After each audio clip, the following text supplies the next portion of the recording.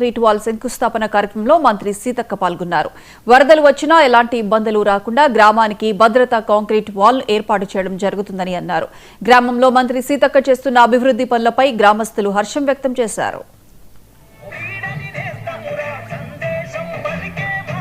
మేము కూడా చాలా రోజులుగా ఈ గ్రామాలలో ఈ గండాన్ని బయటపెట్టాలని బయటపడాలని కలెక్టర్ గారు నేను చాలా ప్రయత్నాలు చేసినాం.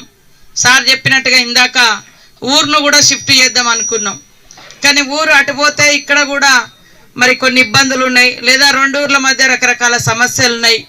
కాబట్టి ఎన్నికల తర్వాత తప్పకుండా నేను చేస్తా అని మొన్నటిసారి కూడా మాట ఇచ్చిన ఆ మాట ప్రకారం వెంటనే మరి ఈరోజు ఈ యొక్క శంకుస్థాపన కూడా చేయడం జరిగింది.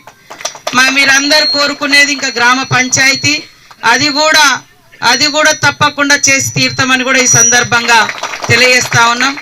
ప్రజలు కూడా ఇక్కడ జరుగుతున్న పనులలో భాగస్వాములై ఎప్పటికప్పుడు ఎవరైనా కానీ కాంట్రాక్టర్ అధికారులు కానీ కాంట్రాక్టర్ కానీ మరి వాళ్ళు చేస్తున్న పనిని ఇక్కడ యువకులు మరి వెంకటనారాయణ కానీ రాజు కానీ ఇక్కడ వార్డు మెంబర్లు కానీ ఇక్కడ గ్రామస్తులు కానీ ఇది మన ఊరు పని మన ఇంటి పని అనుకొని పర్యవేక్షణ చేసుకోవాలి.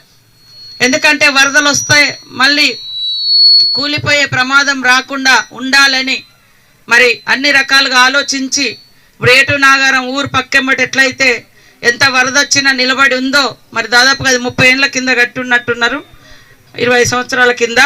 మరి అట్లా బందోబస్తుగా ఉండాలి.